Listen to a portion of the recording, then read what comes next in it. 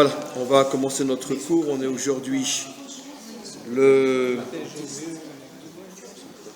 lundi 20 mai et le cours est à la mémoire de monsieur et madame K1 pour la réfoua chez l'EMA d'Avram Ben Sultana. Donc je tenais juste à redire qu'il y aura une grande soirée à Shavuot ici, mixte, de 2h de minuit à 2h. Excusez-moi, je suis très fatigué. Ça se voit, hein? C'est un miracle que j'ai pu donner cours aujourd'hui. Mais quoi qu'il en soit, donc, il y aura cours le soir de Shavuot, donc samedi soir, pas celui qui vient, mais dans 3 semaines, vous le savez. Et aussi, Seuda Shlishi, du Shabbat Erev Shavuot, puisque ça m'arrive de temps en temps d'être là à Seuda Shlishit, je serai ici aussi pour un cours à Seuda Shlishi, donc quelques heures avant la veillée, puisque la veillée c'est samedi soir, et là je serai là, donc samedi après-midi à Seuda Shlishi, renseignez-vous des horaires, je ne sais pas exactement, mais quoi qu'il en soit, on va donc commencer notre cours. On termine dans cette paracha le 3e livre de la Torah. La semaine prochaine, on commence le 4e, Bamidbar. Et comme toujours, depuis des années, quand on termine un livre, le livre de Vayikra, notre devoir est de s'interroger sur le message de la paracha qui termine un livre. On devrait dire en vérité les messages, mais bien sûr, on ne pourra pas parler de tous les messages. On va essayer d'en prendre un et de le comprendre. Et on va d'abord faire un petit détour qui apparemment n'aura rien à voir avec notre paracha, Parashat Bechukotai, et qui n'aura rien à voir non plus avec ce qu'on dira dans la 2e partie du cours, mais qui va nous permettre d'introduire le cours véritablement. Donc, le 3e livre parle essentiellement du Mishkan. Le Mishkan construit dans le désert, le futur Beth Amikdash à Jérusalem, et de tout ce qui tourne autour du Mishkan. Si on devait se poser la question, et je ne vous la poserai pas parce que je ne pense pas que vous trouverez la bonne réponse, c'est normal, parce que les choses vraies sont toujours les moins visibles, quelle est peut-être, en ce qui concerne le Mishkan, la chose la plus étonnante, voire même choquante, dont nous parle ce 3e livre de la Torah, le livre de Vayikra, le livre de Lévitique. J'ai dit choquante, étonnante, la chose la plus choquante dont nous parle ce 3e livre au sujet du Mishkan. Alors, vous ne savez pas, c'est pas grave, mon travail à moi, c'est de savoir. Chacun son job. D'accord ? Très bien. Et donc, il y a effectivement quelque chose d'absolument bouleversant, choquant, voire même inacceptable, qui s'est passé concernant le Mishkan, voire même le jour le plus important du Mishkan, puisque c'était le jour de l'inauguration du Mishkan. Le jour où on inaugure le Mishkan, c'est bien sûr la mort des 2 enfants de Aaron. Et bon, on a beau tourner les choses dans tous les sens, on reste quand même avec la colère dans la gorge, mais mince alors, bon Dieu, on t'appelle pourtant le bon Dieu. Heureusement, ce n'est pas nous qui l'avons appelé le bon Dieu, mais c'est rentré chez nous ici, dans notre religion judéo-chrétienne. Mais, bon Dieu, enfin, tu n'as pas trouvé un autre jour, mince alors, le jour de l'inauguration de ta maison, tu massacres les 2 enfants devant les yeux de leur père, mince alors. Il n'est pas bon Dieu du tout, ce bon Dieu. Arrêtons de dire le bon Dieu, c'est inacceptable. Non, franchement, je suis sérieux. Qu'on arrête avec cette expression, je ne sais d'où elle sort. Comment ? Pareil pour Ouza, le copain de David. Oui, pareil pour Ouza. Bravo, Gérald. C'est des siècles plus tard. On ramenait le Aaron à Kodesh pour le rentrer à Jérusalem. Et il était sur une charrette, et tout d'un coup la charrette se casse une roue, il va tomber, lui le bonhomme il veut le retenir, pour pas que le Aaron tombe par terre et soit humilié, et paf, il est foudroyé lui aussi d'un feu. D'accord ? C'est de là que vient l'expression « touche pas à mon pote ». C'est pas une punition. Ben mince, alors voir ses 2 enfants mourir devant soi, c'est pas une punition. C'est comme si vous mettez le doigt dans la prise, c'est pas une punition, c'est des intellectuels. Et oui, mais c'est le bon Dieu qui décide que l'électricité va sortir. C'est son Aaron. Il aurait pu faire en sorte que l'électricité ne sorte pas à ce moment-là. Et quoi qu'il en soit, lui, ce qu'il voulait, c'est protéger, sauver le Aaron. Alors pourquoi il est puni aussi gravement? Mais donc, revenons aux deux enfants de Aaron. C'est clair, on ne peut pas s'en sortir autrement si on n'essaye pas de comprendre que ici le Maître du monde veut nous transmettre un message qui, si on le comprend, peut-être nous sauvera de plus que de la mort des deux enfants de Aaron. Malheureusement, je rajouterai que ce message, on ne l'a pas compris. Mais ce que le bon Dieu voulait, donc je dis bon Dieu, c'est peut-être que si on comprend le message, ça valait le sacrifice des deux enfants de Aaron, parce que peut-être que si on comprend le message, ça va nous préserver de catastrophes terribles durant toute notre histoire, si on comprend le message. Malheureusement, on ne l'a pas compris, et les catastrophes sont quand même venues. Mais j'explique. Il faut savoir, comme Rachid le dit clairement, que les deux enfants de Aaron, ce n'étaient pas des renégats, ce n'étaient pas des voyous. Moshe dira à Aaron, le père, sache que tes deux enfants étaient plus grands que toi et moi réunis. Un Rachid explicite. Ils étaient plus grands que toi et moi réunis. Plus grands. Alors pourquoi ils sont morts?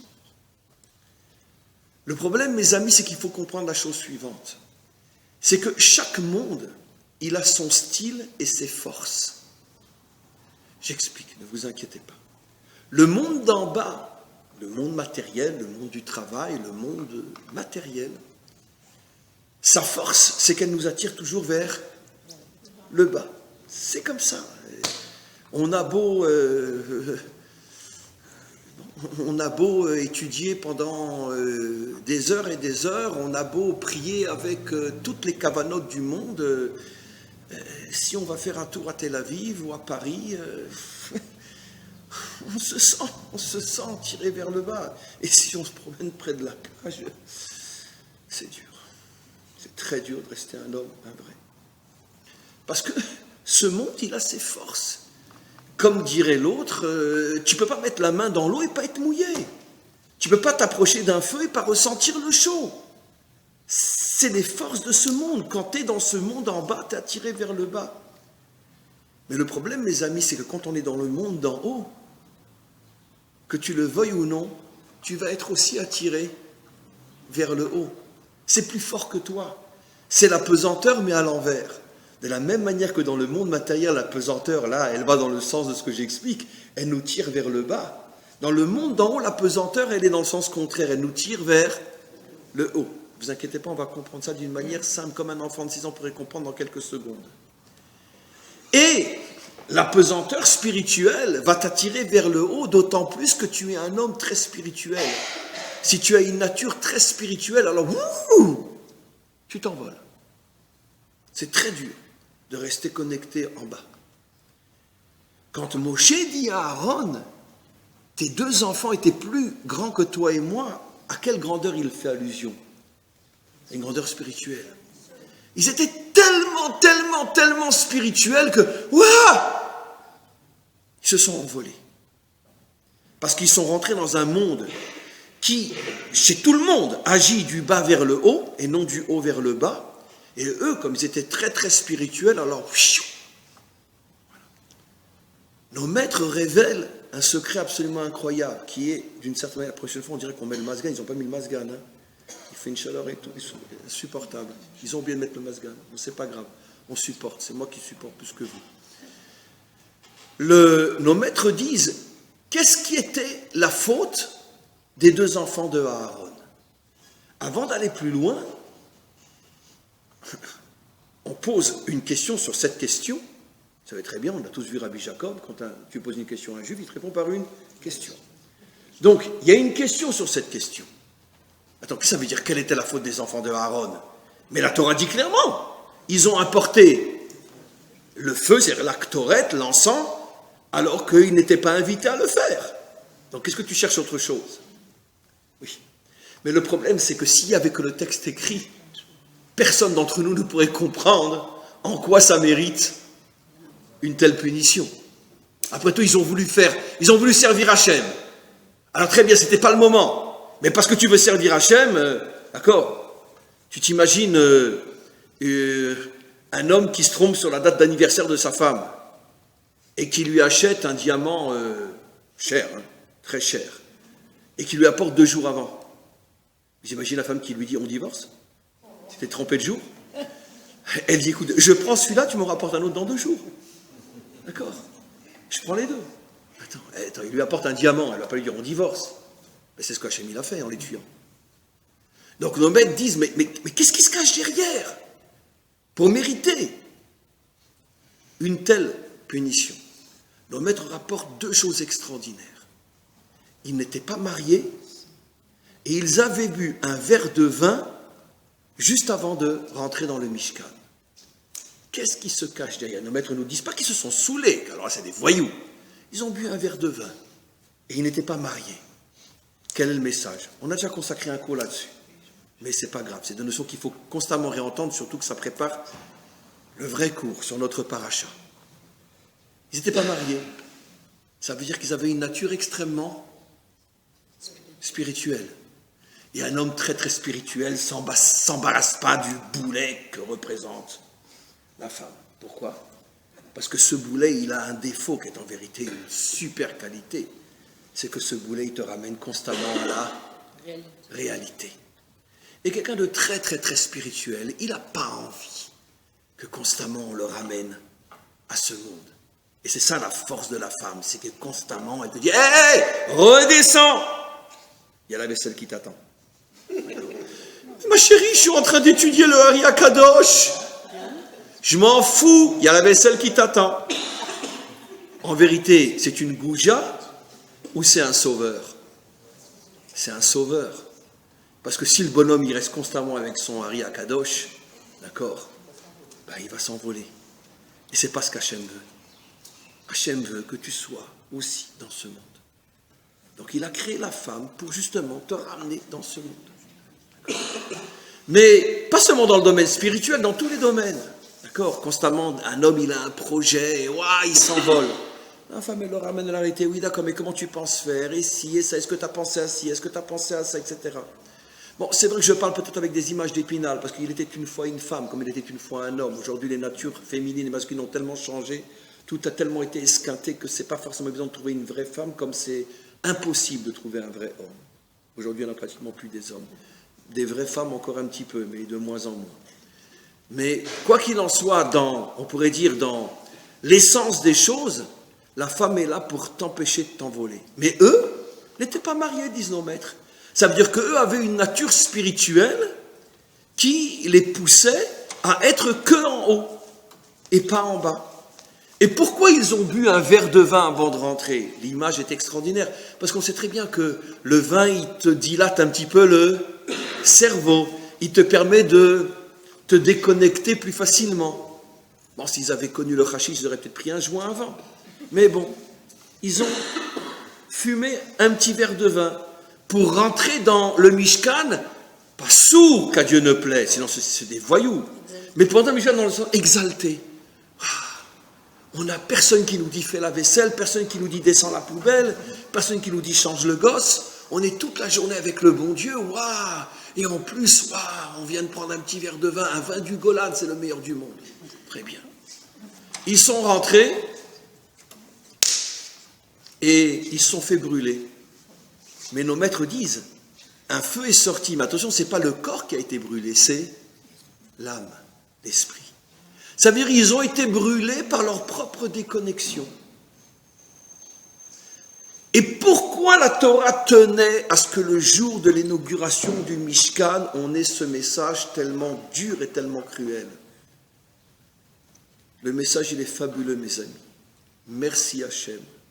Même si c'est un message qui est douloureux, mais merci Hachem. Le Maître du monde nous prévient. Vous me faites une maison, vous allez me servir, je serai au milieu de vous, mais attention!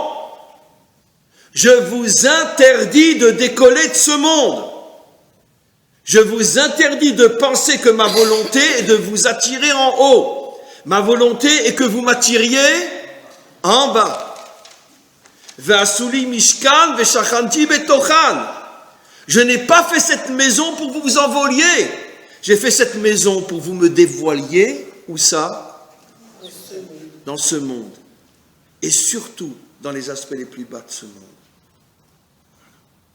C'est pour ça que j'ai fait cette maison.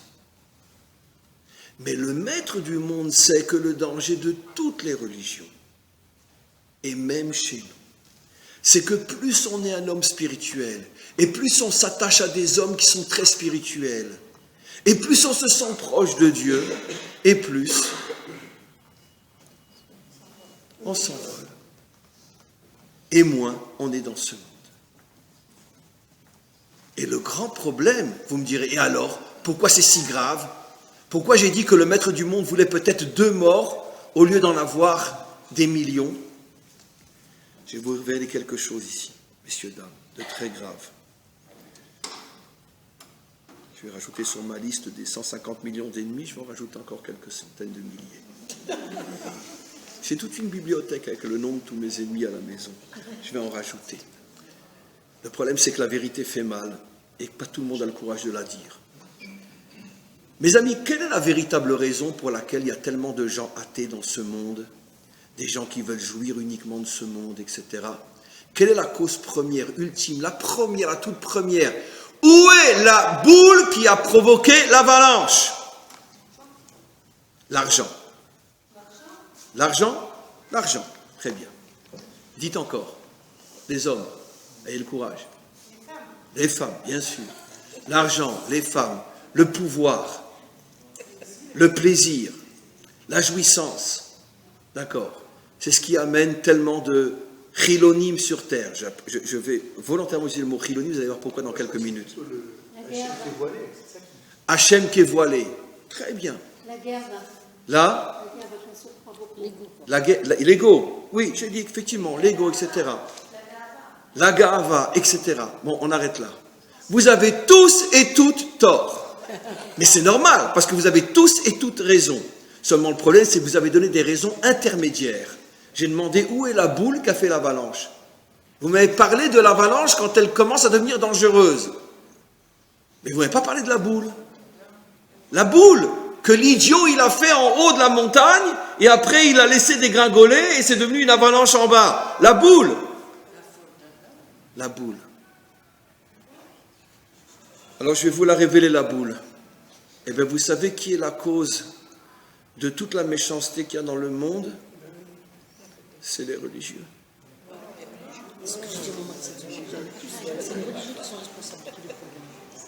C'est Gérald, c'est moi, c'est les religieux. C'est nous qui sommes responsables des fautes. Oui, je vais vous expliquer pourquoi je vous apportais un passouk explicite. Pourquoi? Parce que, mes amis, combien de fois je vous ai expliqué que l'homme s'appelle Adam pour 2 raisons. Dans la nature de l'homme, il y a 2 forces contraires. Adam milachon Adama, comme dit la Torah. Donc ça veut dire que dans l'homme, il y a une force matérielle, Adama, terrestre, qui l'attire vers le bas. Mais nos maîtres rajoutent que Adam aussi, milachon, Adamé le Hélion. Je ressemble à ce qui est en haut. Ce qui veut dire que l'homme véritable, avant qu'il soit complètement esquinté, qu'il soit l'homme il est et. Un homme dans sa nature, il a 2 forces en lui. Il est attiré vers le haut, Adam milachon domé, ressemblé, il est Betselem Elohim, ou bien milachon Adama. Et donc le problème c'est que ces 2 forces-là ont besoin d'être équilibrées pour ne pas ou s'envoler en haut ou s'envoler en bas. Et vous savez tous et toutes, mes amis, que les extrêmes engendrent les extrêmes. D'accord? Pourquoi l'extrême gauche hyper laïque aujourd'hui, excusez-moi l'expression, mais c'est littéralement vrai, couche avec le monde djihadiste, alors qu'ils sont hyper croyants, mais parce que les extrêmes finissent toujours par se retrouver. Évidemment, c'est comme ça. Donc les extrêmes qui n'ont rien à voir l'un avec l'autre finissent par se dire, ben finalement, on est pareil. Hein. En quoi on est pareil? On est des malades mentaux tous les deux. Donc, c'est ce qui peut nous mettre ensemble. Alors, le problème, il est suivant. Quand il y a des hommes qui sont trop en haut, ça réveille chez d'autres d'être vouloir trop en bas. Parce qu'ils ont peur. J'explique de manière beaucoup plus simple, comme un psychologue pourrait le faire. Il y a même si tout le monde a les deux forces, il y a des gens qui de manière innée ont plus la force de vouloir être en haut. Et d'autres qui ont plus la force de vouloir être en bas. Bien que les deux ont les deux autres aussi.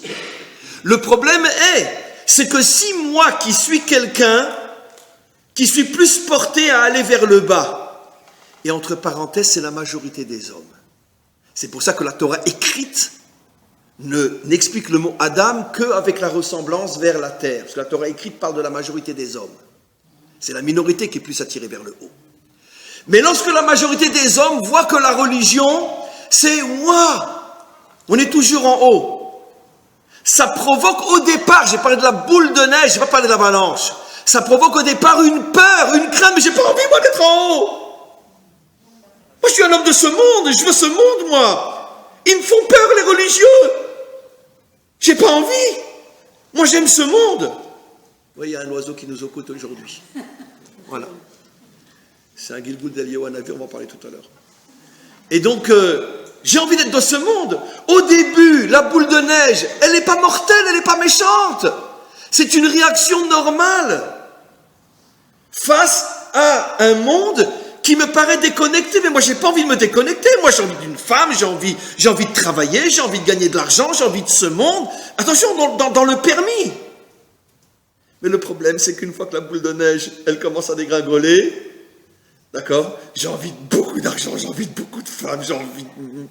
Voilà. Parce que, une fois que tu commences, comme la boule de neige, à dégringoler, il n'y a plus rien qui t'arrête. Mais la boule de neige au départ, sachez, je l'affirme, et un jour ça sera inscrit dans le monde entier, sauf qu'on ne dira pas que c'était de moi. D'accord? Je le dis. La boule de neige qui a créé la laïcité, le point de départ, c'est la peur qu'ont les hommes de ressembler aux religieux parce que les religieux semblent trop déconnectés. Mes amis, pourquoi c'est l'Europe catholique qui a été la première civilisation qui a fait naître d'une manière légale la laïcité? J'ai dit catholique. Pourquoi? Mais est-ce qu'après des siècles où le modèle de l'homme parfait c'était un homme sans femme, les hommes en ont eu marre et ont été à l'autre extrême. Toi, t'en as pas eu une, moi j'en ai 50. Mais bien sûr. C'est une réaction contraire à une exagération spirituelle. Bien que, dans les faits, on sait très bien que chaque curé avait sa bonne, mais peu importe. Mais en tout cas, on parle de l'idéologie. Dans l'idéologie. C'est comme ça que ça fonctionne. C'est pour ça que c'est la première civilisation dans l'histoire humaine qui a créé légalement la laïcité. Il y avait toujours, mais pas légal. Les autres religions, pourquoi pas? Parce que jamais une religion a prétendu qu'un représentant de Dieu ne devait pas être marié. Et donc ça ne s'est jamais produit chez les autres. Et eux, comme par hasard, je vais dire quelque chose de très très grave, je vais me faire incendier. En vérité, les prêtres catholiques, ils ont été devancés par qui? Par les enfants de Aaron. Parce que vous savez très bien que la source de tout ce qui existe dans ce monde, c'est la Torah, pour le bien comme pour le mal. Les premiers curés de l'histoire, c'était les enfants de Aaron. Oui. Et Hachem leur a dit, dégagez. Parce que si je ne vous démolis pas, alors le message risque d'être très très mal compris. Et de penser que moi j'ai construit une maison pour vous attirer vers le haut. Alors que je veux vous attirer, je veux que moi vous me descendiez vers le bas. Voilà. Maintenant, d'où est la preuve, mes amis? Un verset explicite que l'origine première de la laïcité, c'est la peur qu'ont les hommes de se déconnecter de ce monde, donc apparemment une réaction positive au départ. Eh bien, savez-vous où est la première fois qu'on parle que l'idolâtrie a commencé dans le monde? C'est à l'époque de Enoch. Az achel likro beshem Hashem. Achel, milachon chiloni. Laïcité. Regardez ce que dit Rashi. Az achel likro beshem Hashem. C'est la première fois que l'idolâtrie a commencé à se révéler dans le monde. À l'époque de Enoch. Tiens, Enoch, ça vous fait penser à quoi, Enoch?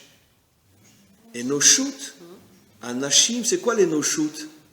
L'humanisme, l'humanité. Tiens, comme par hasard, dans la génération de celui qui portait le nom Enoshut, en hébreu moderne, l'humanisme, tous les humanismes sont laïques. Et qu'est-ce que revendique l'humaniste?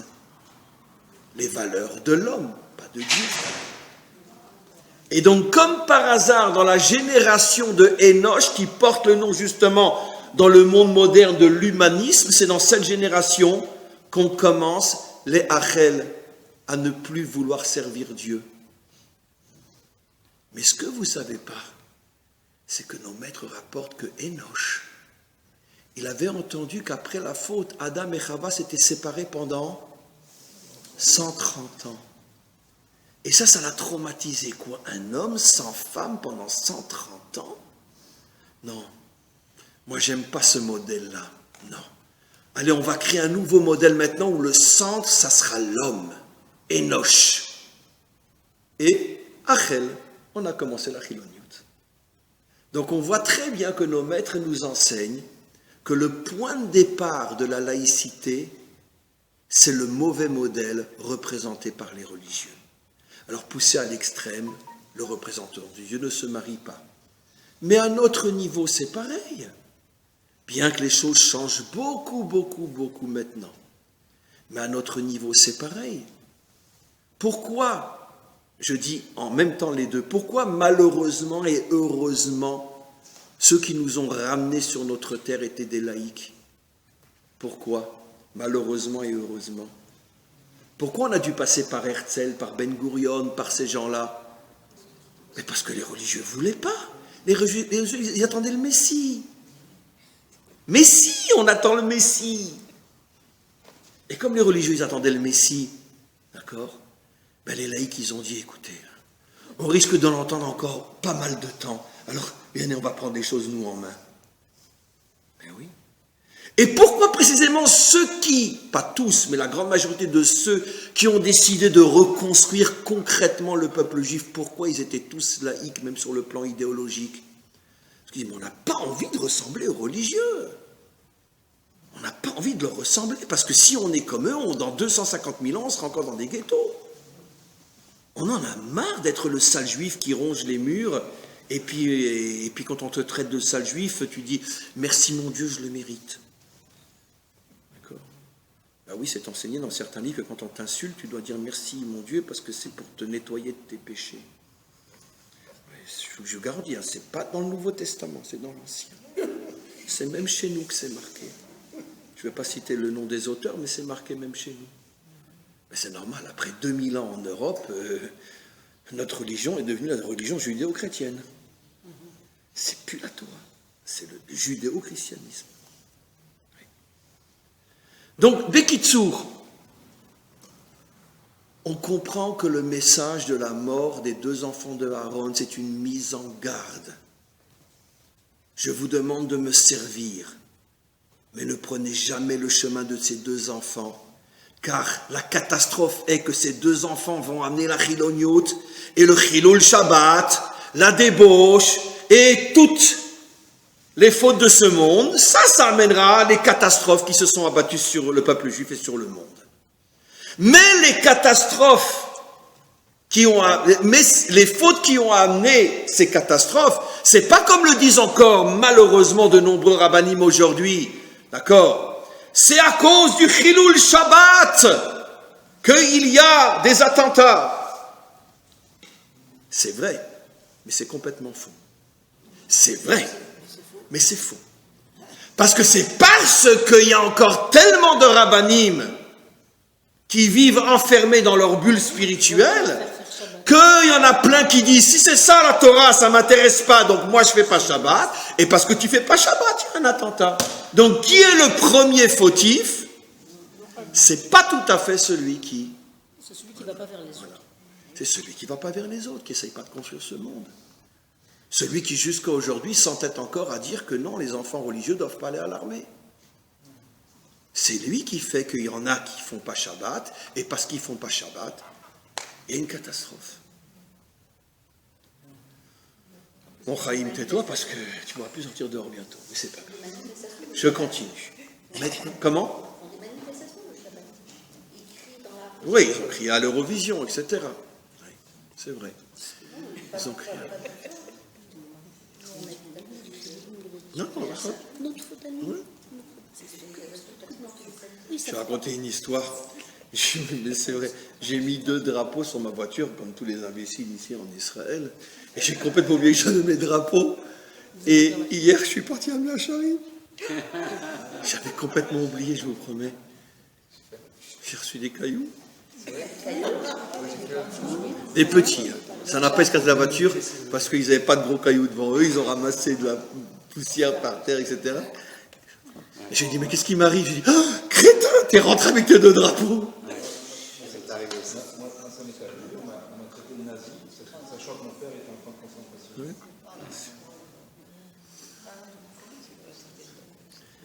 Tov, mes amis. En tous les cas, bon, je ne vais pas pousser si loin à l'extrême, mais les choses sont comme elles sont malheureusement. Maintenant, regardez. Maintenant, on commence le cours. Et on va aller très très vite. Il nous reste une demi-heure. Nos maîtres nous disent que les âmes de ces 2 enfants, on se rapproche maintenant de notre paracha, les 2 enfants de Aaron, elles ne sont pas remontées en haut.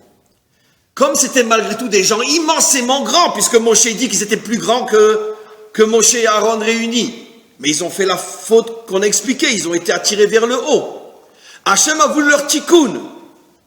Et vous savez comment ils ont eu leur tikkun? Très très vite.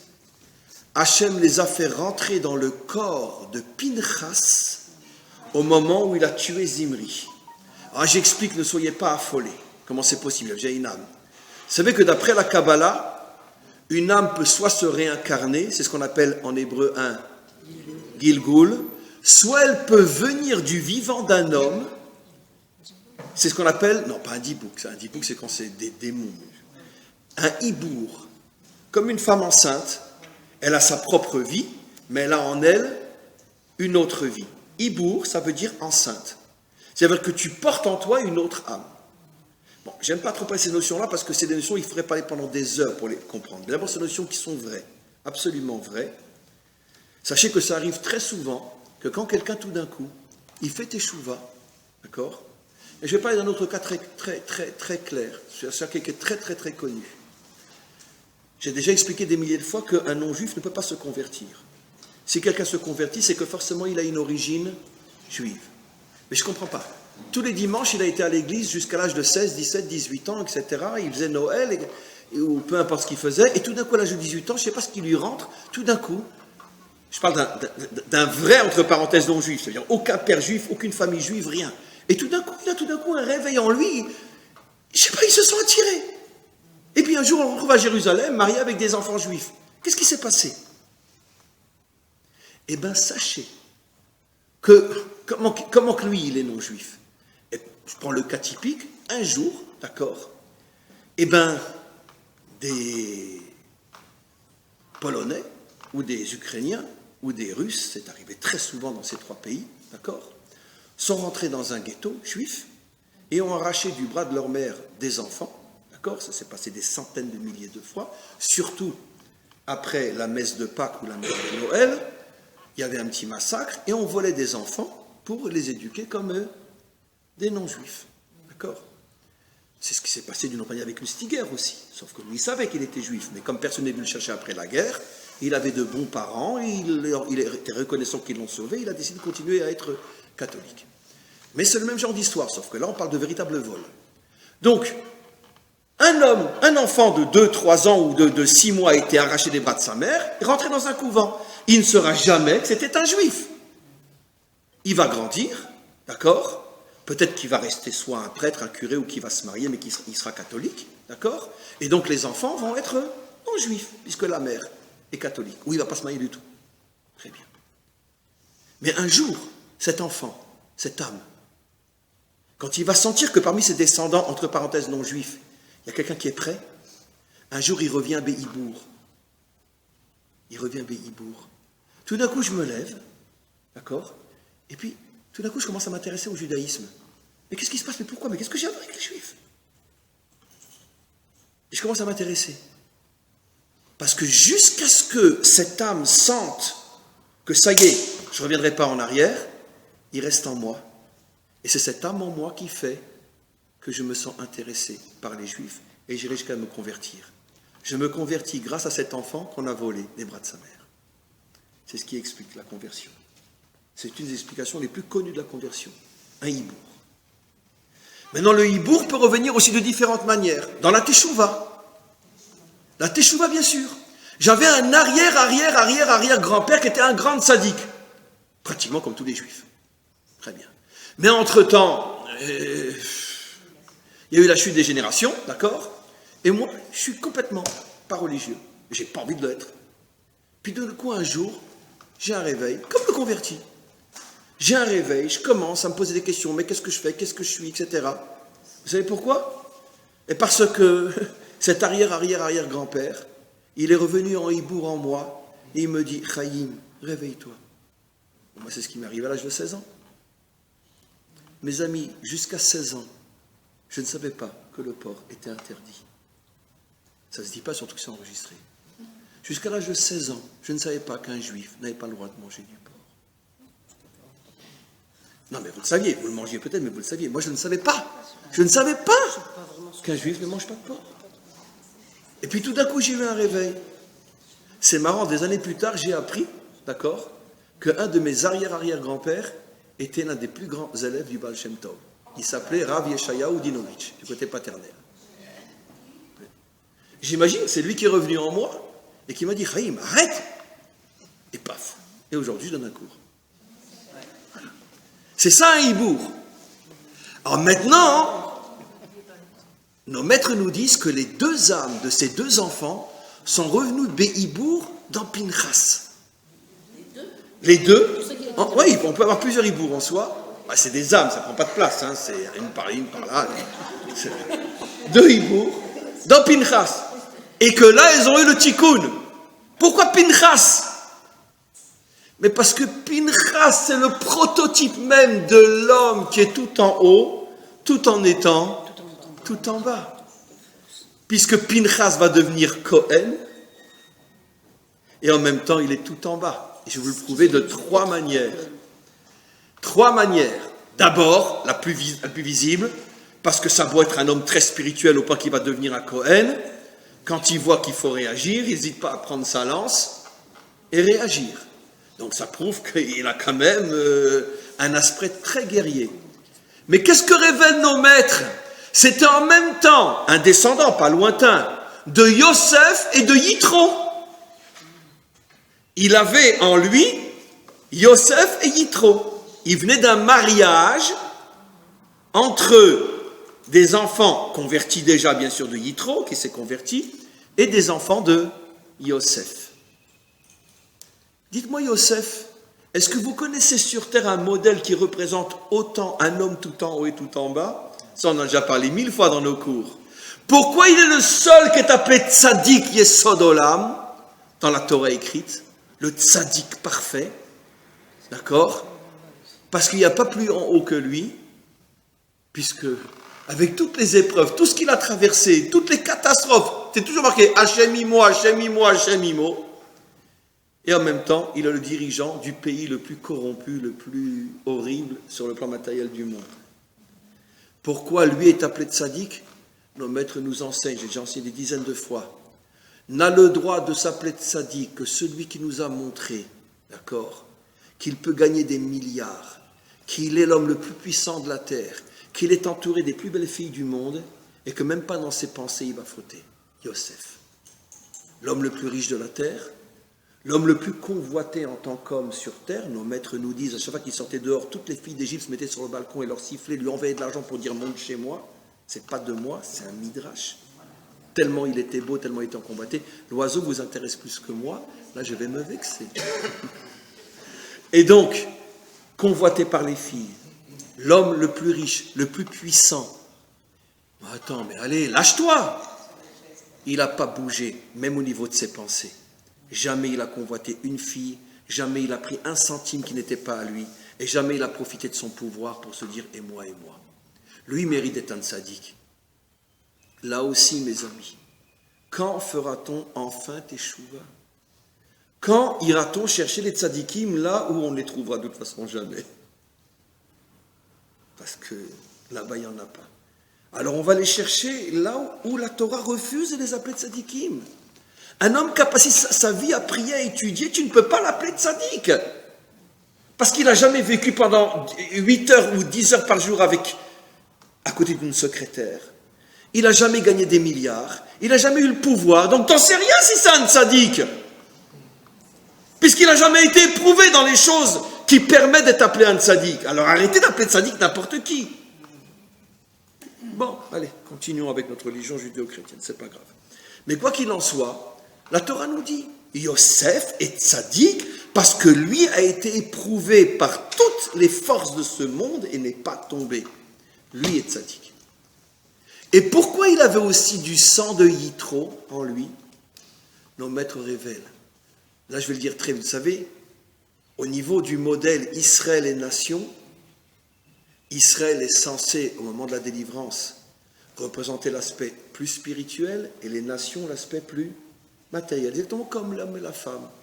C'est-à-dire que Israël lancera l'idée et les nations mariées avec Israël concrétiseront et construiront le monde.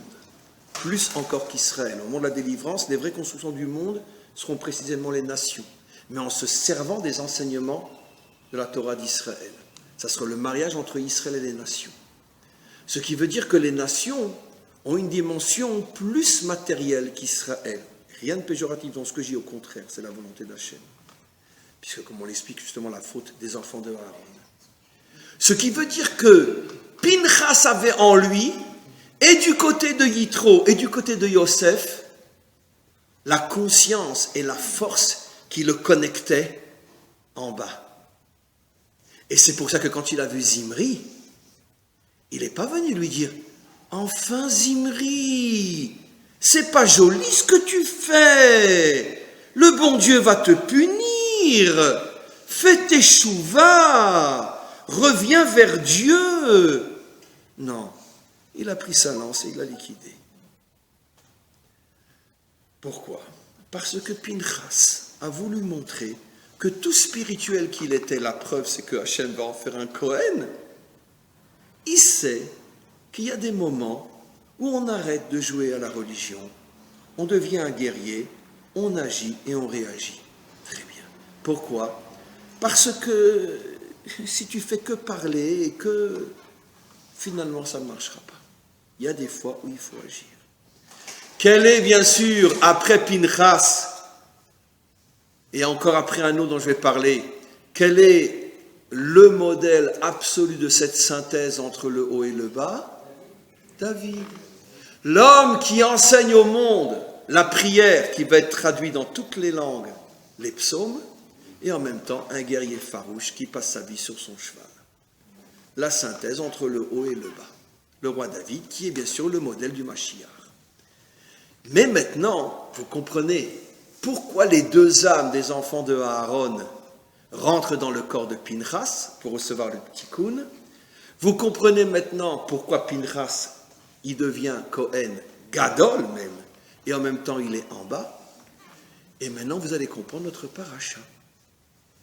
Notre paracha parle entre autres, il y a 2 parachas dans toute la Torah, et notre paracha parle entre autres des catastrophes qui s'abattront sur notre peuple si on n'écoute pas la voix d'Hachem, si on ne suit pas la voix d'Hachem. Parashat Bechukotai, les fameuses malédictions. Mais la Torah nous révèle aussi le pourquoi de ces malédictions, et c'est tout mon cours. Pourquoi le peuple juif va tomber si bas? Parce que le modèle religieux ne sera pas le bon. Et la majorité des juifs n'auront pas envie d'être religieux si c'est ça la Torah. Comme je dis souvent, combien de fois en tant qu'enseignant, ça m'arrive de rencontrer quelqu'un qui me dit « Ah non, moi la Torah ça ne m'intéresse pas ». Vous savez ce que je lui réponds toujours? Et pratiquement tous ils deviennent mes élèves. Je dis « Non, c'est pas la Torah qui ne t'intéresse pas, c'est les religieux qui ne t'intéressent pas.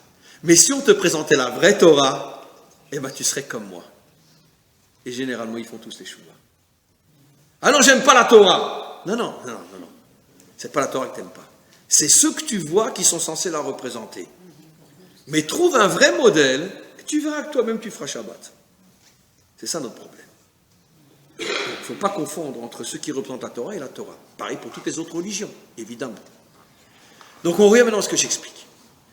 Le dernier verset qui parle des malédictions nous dit « Mais après qu'il nous sera arrivé toutes ces catastrophes, le bon Dieu se souviendra du Dieu de Yaakov, se souviendra de Yaakov, se souviendra de Yitzhak, se souviendra d'Abraham, il se souviendra de la terre et il ramènera ses enfants sur leur terre. » Voilà ce qu'on vit nous aujourd'hui.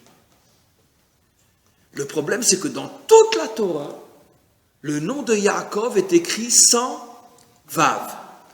Yud, Aïn, Kuf, Vav. Dans toute la Bible même chez les prophètes. Une seule fois dans toute la Torah, alors que le nom de Yaakov est écrit plusieurs centaines de fois dans toute la Torah, ici il est écrit Yud, Aïn, Kuf, Vav, Bet. Aujourd'hui, n'importe quel étudiant à l'école, à l'université qui écrit Yaakov avec un Vav, on lui souligne faute d'orthographe. Yaakov s'écrit sans Vav, comme Moshe d'ailleurs. Bien qu'on dit O, Mo, ça s'écrit même Shin E. Le O est prononcé, il n'est pas écrit. L'écriture, c'est le Vav. Nos maîtres se posent la question, mais qu'est-ce que le Vav fiche ici dans le nom de Yaakov? Nos maîtres répondent, Yaakov, il a volé le Hav à Eliaou, qui va s'appeler Elia. Eliaou, ça s'écrit Aleph Lamed, Yud et Vav. Il lui a volé le Vav et il lui a dit, tant que tu ne viendras pas annoncer la délivrance à mes enfants, je ne te rends pas ton Vav. C'est une métaphore, bien sûr. Mais qu'est-ce que Eliaou vient faire là-dedans? Qu'est-ce qu'il devine? Gilgul de Pinchas. Nos maîtres disent Pinchas ou Eliaou. Pinchas va revenir dans Eliaou. Et maintenant, qu'est-ce que signifie au niveau évidemment du décodage simple et évident que Eliaou, comme on le sait tous dans notre tradition, c'est lui qui va venir annoncer la délivrance. C'est-à-dire qu'il va venir et dire le Mashiach arrive, le Mashiach arrive.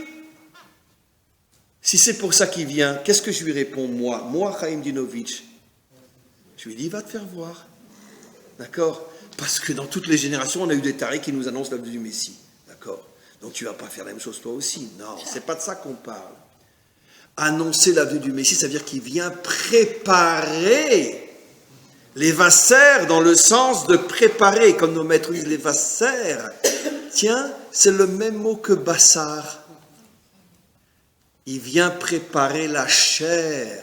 Pourquoi la chair? Vous allez comprendre, c'est tout mon cours. Les vasseurs, les bassars. Eliaou est celui. En vérité, nos maîtres disent que ce ne sera pas un homme comme le Mashiach, c'est plutôt un rouar qui va s'emparer de la génération, c'est-à-dire des enseignants, un rouar, une Torah nouvelle. C'est ça, Eliaou Hanavi. C'est pas seulement forcément un homme, c'est plutôt un rouar qui va transformer les générations et les préparer à la délivrance finale. Et quelle va être la préparation? Associer la chair au divin, qu'il n'y ait plus de séparation entre l'esprit et la chair. Que le monde se rende compte que la matière est aussi la volonté d'Hachem et qu'il faut l'investir et l'insérer dans la volonté d'Hachem. C'est tout le cours d'aujourd'hui. Eliaou est celui qui vient préparer le monde à la délivrance finale. Et c'est pour ça que nos maîtres nous disent que c'est le Gilgul de Pinchas. C'est-à-dire, qu'est-ce qu'il va venir faire, Eliaou? Il va venir enseigner une Torah qui pratiquement n'a jamais été enseignée pendant des millénaires. Arrêtez de fuir ce monde. Arrêtez de voir ce monde comme le monde de la faute, de la tentation, de la passion, le monde des défauts. Comprenez que ce monde matériel est rempli de lumière. N'ayez pas peur de ce monde, au contraire. Trouvez le moyen d'insérer dans ce monde, dans le service divin, les vasseurs, les vassars. Que vos enfants aillent à l'armée, que vos enfants fassent des études pour apprendre un métier, que vos enfants rentrent dans ce monde, et surtout qu'ils fassent rentrer la Torah dans ce monde. Mais si vous restez à la yeshiva, comment la Torah va rentrer dans ce monde? Seulement si vous êtes à la tête d'une affaire, si vous êtes des officiers, si vous vous occupez de politique, la Torah pourrait être dans ce monde. Mais sinon, comment la Torah pourrait être dans ce monde? C'est ça ce qu'Eliyahu Hanavi va venir faire. Oui, Gérald. Intéressant de voir que l'État d'Israël n'est pas admis dans les religions. Les religieux, et notamment le christianisme, pour la plupart, n'aiment pas Israël en tant qu'État. Ils aiment le juif, parce qu'il est passé à la Shoah. Surtout le juif d'Auschwitz. Mais Gérald, qui mieux que vous peut faire une réflexion pareille? Mais c'est le grand problème. Parce que toutes les religions ont en commun qu'il y a une séparation entre le temple et l'État. D'accord? Et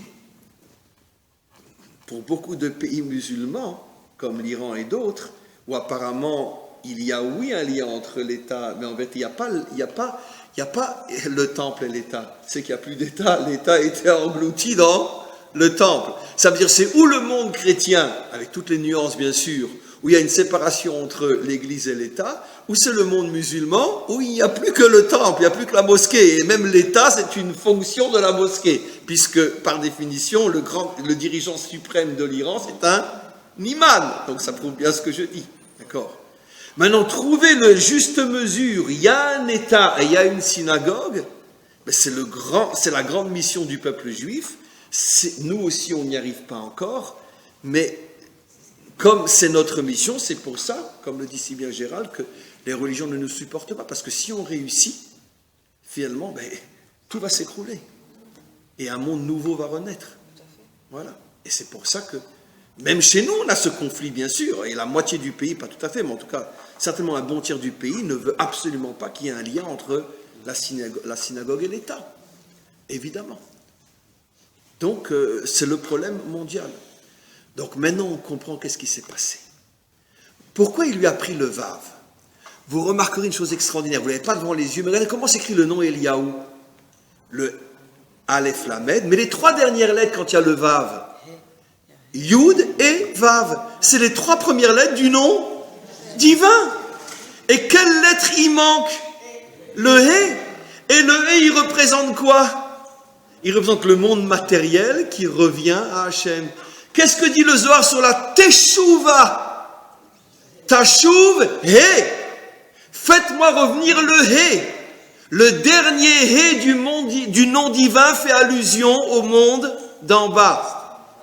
Les 2 premières, la Malchut, la royauté bien sûr, les 2 premières lettres du nom divin, le Yud et le He, font allusion au monde d'en bas, d'en haut.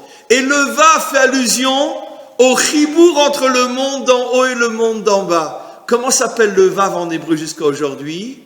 Vava, chibour. Comment qu'on associe des choses en hébreu? En mettant un Vav.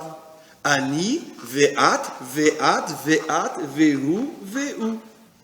Vava, chibour. Le Vav, c'est l'union entre les choses séparées. Donc c'est quoi le nom divin? Yud, Ke, Vav, Ke. Yud est le monde d'en haut, le dernier est le monde d'en bas, le Vav qui fait l'union entre les deux. C'est à pleurer, mais qu'est-ce que c'est fort. Mais vous entendez des cours pareils, ils ne sont pas de moi, ils sont d'en haut, je vous jure. Non, je vous dis, ne croyez pas que c'est un cours à moi, c'est pas possible. Pourquoi dans notre paracha qui parle des malédictions qui vont s'abattre sur le peuple juif, on nous signale que Eliyahu, il a perdu son Vav? Pour nous faire comprendre que la raison de toutes les catastrophes qui s'abattent sur le monde, c'est qu'on n'arrive pas à faire le lien entre le monde d'en haut et le monde d'en bas. Toutes les religions séparent le monde d'en haut du monde d'en bas, et malheureusement y compris une grande partie des Juifs. Et c'est pour ça qu'il y a tous les malheurs du monde. Yaakov dit à Eliyahu, tu veux ton Vav, viens annoncer la délivrance. Ça veut dire, viens chercher le Vav, fais le chibour entre le monde d'en haut et le monde d'en bas. Et à ce moment-là, il y aura la délivrance.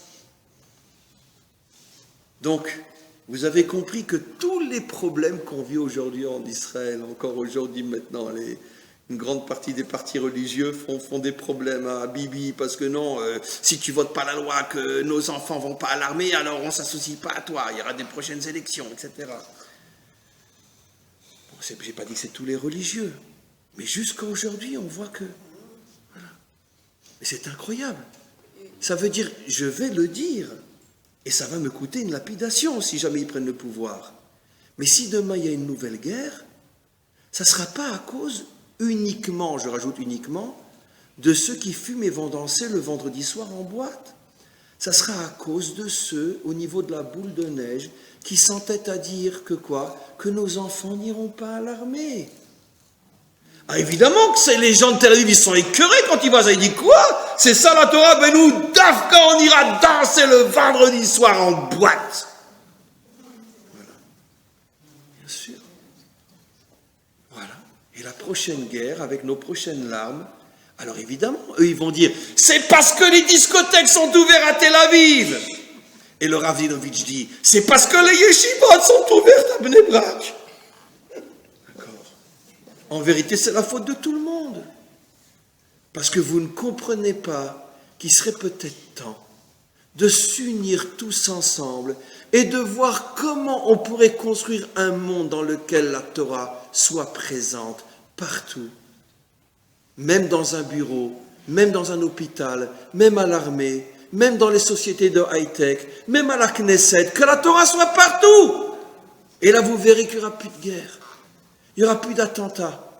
Parce que si nous, on réussit, toutes les nations qui savent en vérité que tous les problèmes du monde viennent de cette séparation entre finalement l'esprit et le corps, entre la morale et la réalité, toutes les nations nous diront, mais comment vous avez réussi? Mais on le veut, votre modèle. Et l'humanité se réunira. Et à ce moment-là se réalisera ce que disent nos maîtres, Bayom Haouya Hashem Echad, Ushmo Echad. Et je vous ai déjà rapporté que sur le verset Shema Yisrael Hashem Elokeinu Hashem Echad, regardez Rashi sur ce verset dans Parashat Veitranan, comment Rashi ose lire ce verset. Regardez Rashi, c'est pas de moi. Je ne dis jamais rien de moi. Simplement, je sais le dire d'une manière qui le met en évidence. Rashi dit, Hashem Elokeinu, c'est les Juifs qui le disent. Hashem Echad, c'est les nations qui le diront au moment de la délivrance. Regardez Rashi. Hashem Echad, le fameux Shema Israël, Hashem Elokeinu, Hashem Echad, la phrase la plus importante, Hashem Echad, Rashi dit, c'est les nations qui le diront au moment de la délivrance. C'est-à-dire que les nations comprendront qu'il y en a marre de séparer. Soit on bouffe l'État, comme en Iran ou en Arabie Saoudite, soit on jette au loin la maison de Dieu. Allez, viens, on réunit les deux. Juste encore une phrase, et je vous laisse la parole. Et dites-moi, le Sanhédrin, qui est la haute institution qui gère tous les problèmes matériels, jour le jour, du pays à l'époque des rois d'Israël, le Sanhédrin, où il était installé? Har HaBayit, juxtaposé au temple. Il y avait un même mur qui était à la fois le mur du temple et le mur du Sanhédrin. Tiens, mais qu'est-ce que le Sanhédrin fait là-haut et pourquoi plutôt à Jérusalem? Parce que c'est la haute institution, c'est ce qu'on appelle aujourd'hui le Bagatz. Comment on appelle le Bagatz? Le tribunal le tribunal suprême. Le Bagatz. La Cour suprême. C'est la Cour suprême d'aujourd'hui. Pourquoi il est au temple et pas plutôt juxtaposé à la maison du roi? Mais la réponse est tout le cours d'aujourd'hui. Parce que le but ultime de l'homme, c'est qu'il y ait un seul mur de séparation entre la dimension religieuse et la dimension sociale. Le même mur qui unit les deux, pour montrer qu'il n'y a pas de séparation. Oui. Je vais vous demander, alors comment lire l'affaire de l'Eurovision un Shabbat? Comment lire l'Eurovision qui a eu lieu à Tel Aviv un Shabbat? Oui, alors je vais répondre, c'est une catastrophe. Oui, Moi-même, j'avais le cœur déchiré. Surtout voir l'allure des chanteurs et surtout des chanteuses, etc. Je veux dire, mais le problème, c'est qu'encore une fois, ne cherchons pas le fautif à Tel Aviv. Lui, c'est pas. Le fautif, lui, il sait pas, il comprend pas, au contraire. Voilà. Lui, il dit au contraire, c'est un honneur pour nous d'être considérés comme faisant partie de l'Europe et de pouvoir. Lui, au contraire, il voit ça même, j'oserais presque dire, comme une mitzvah. Israël est reconnu par les nations. Mais notre faute, c'est nous. Notre faute, c'est nous.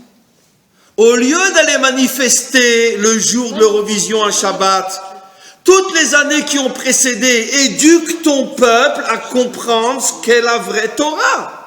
Et d'eux-mêmes, ils ne voudront pas l'Eurovision un Shabbat. Mais comme vous vous montrez comme des gens qui séparent le temple de la nation, ils n'ont pas envie de vous rassembler. Alors eux, ils feront l'Eurovision Shabbat. Donc, il faut toujours remonter à la source du problème. C'est le problème de la boule de neige. Et le problème, c'est que une grande partie du monde religieux ne veut pas reconnaître quelle est la boule de neige qui amène l'avalanche. Alors évidemment, je suis d'accord, ce n'est pas la boule de neige qui détruit le village qui est au pied de la montagne. C'est sûr que ce n'est pas le fait de vouloir se séparer de ce monde qui amène les catastrophes de manière directe. Parce que sauf Kolsov, ils le font pour servir Dieu. Mais ça crée l'avalanche qui, elle, va détruire le monde.